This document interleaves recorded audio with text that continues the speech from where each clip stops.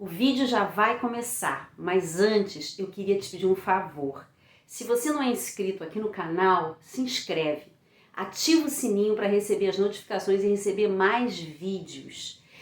Dá o seu joinha, compartilha, comenta. Assim você vai me ajudar a divulgar mais e mais a palavra de Deus. Estamos estudando o livro de Números. Na semana passada a gente viu o capítulo 22. E o capítulo 22 ele se conecta com o 23, o 24, o 25 e também com o 31. Nós vamos falar um pouco desse episódio. São, na verdade, 2 episódios que acontecem, que envolvem esses capítulos. E nós vamos compreender o que isso tem a ver comigo e com você, crentes da Nova Aliança. Qual o contexto? A gente já começou vendo lá no 22. Israel está acampado nas campinas de Moabe. O rei moabita Balaque estava com muito medo da congregação. Ele sabia o que havia acontecido no Egito. E ele sabia que com forças naturais, exército, homens, carros, cavalos, armas, ele não iria prevalecer contra o povo de Deus. Por isso, ele mandou chamar o vidente Balaão. Ele entendia que apenas com armas sobrenaturais ele iria prevalecer contra Israel. Balaão acabou indo com a comitiva do rei Balaque ao seu encontro. A ideia era que Balaão proferisse maldições sobre Israel. Dessa forma, Balaque acreditava que iria enfraquecer o povo de Deus. Eles foram para um alto monte, ofereceram sacrifícios e quando Balaão resolveu proferir as maldições, da boca dele só saíram bênçãos. Diz a Bíblia que por 4 vezes ele tentou proferir maldições contra Israel em vão. Todas as vezes Deus colocava bênçãos em sua boca. O rei Balaque, a cada bênção proferida, ia para um outro monte alto oferecer mais sacrifícios. Mas tudo isso foi em vão porque Balaão simplesmente não conseguia amaldiçoar o povo de Deus. Diz a Bíblia, ao final da 4ª maldição, que Balaque ficou muito irritado e mandou Balaão embora. Para ele foi uma perda de tempo. Entretanto, a Bíblia conta lá no capítulo 31 que Balaão, movido por ganância, compreendia que não ia conseguir furar o bloqueio da aliança de Israel. O que ele fez foi dar uma ideia ao rei moabita. Ele disse: envia mulheres midianitas, sacerdotisas de deuses pagãos, para que seduzam os homens de Israel, para que eles pratiquem idolatria e prostituição, e assim a aliança com Deus seja quebrada. Ou seja, eu não consigo furar o bloqueio da aliança, então o próprio Israel precisa ser levado, através de um engano, a quebrar a aliança. Só assim ele vai se enfraquecer, porque o Deus Santo não prevalecerá mais, não ficará mais cuidando de Israel. A mão protetiva do Senhor será tirada de sobre a congregação. Aí, por que eu estou falando isso? Lá no 31 é que isso é revelado. Até então a gente não sabe por que isso acontece. Quando a gente vai para o 25, a gente vê, de fato, mulheres midianitas entrando na congregação, conseguindo seduzir vários homens, líderes de tribo, inclusive com um deles levando uma dessas sacerdotisas para dentro da congregação. Isso faz com que a aliança de Israel com Deus seja quebrada e uma praga se alastre por todo o acampamento, ceifando mais de 20.000 vidas.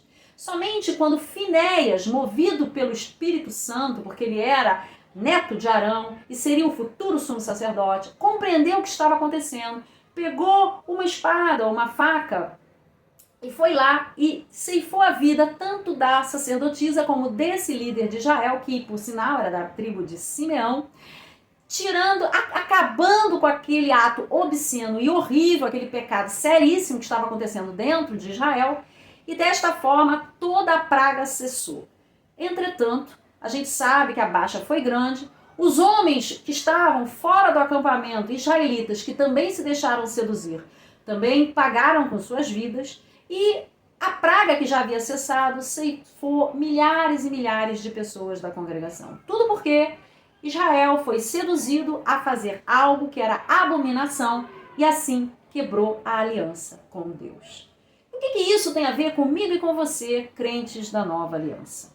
A Bíblia diz que nós estamos em uma superior aliança, um mediador perfeito, maior que Moisés, Jesus Cristo, que morreu na cruz por nós.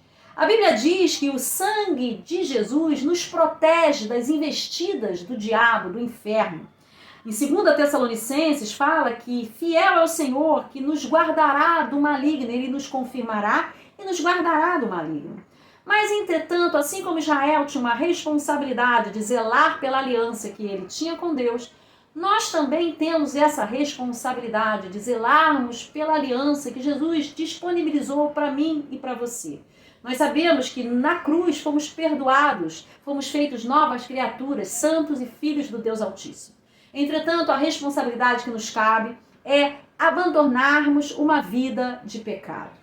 O apóstolo João, ele fala no capítulo 5, no verso 18, sabemos que todo aquele que é nascido de Deus não vive no pecado. Antes, aquele que nasceu de Deus, Deus o guarda e o maligno não lhe toca. Ou seja, a preservação da aliança que temos em Jesus Cristo através do sangue vertido na cruz passa por uma conduta que rejeita uma prática contínua do que não agrada a Deus. Sabemos que Jesus jamais vai quebrar a sua aliança comigo e com você.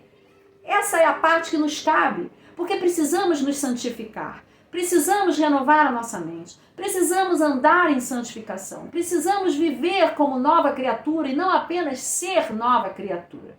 Uma coisa é ter nascido de novo e outra coisa é andarmos como nova criatura, como filhos de Deus, como santos amados do Altíssimo. Se nós não tomarmos esse cuidado, nós vamos cometer o mesmo erro de Israel. Nós vamos nos deixar seduzir por questões, circunstâncias e práticas que chamam a nossa atenção. A Bíblia fala da tentação.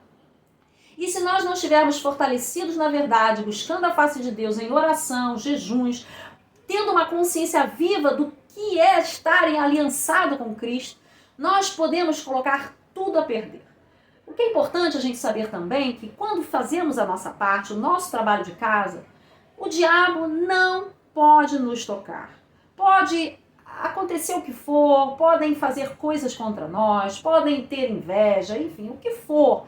A Bíblia fala que o Senhor Jesus se fez maldição por nós na cruz, para que nós hoje fôssemos bênçãos para Deus. Então o diabo ele não pode tocar em mim e em você.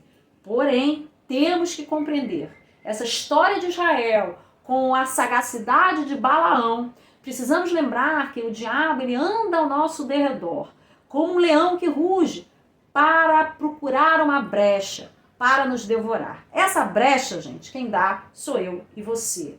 Mas para nós não darmos essa brecha como Israel não deu, precisamos estar sempre com a mente renovada, andando com as nossas vidas em linha com a verdade, que é a palavra de Deus. Podemos descansar em Cristo e não ter medo de Satanás, porque ele já foi exposto à vergonha pública na cruz, não importa o quanto ele nos odeia. Nós devemos fazer a nossa parte, o nosso trabalho de casa, para preservar a nossa aliança. Eu espero que esse vídeo tenha te abençoado. Um beijo no seu coração e até a próxima.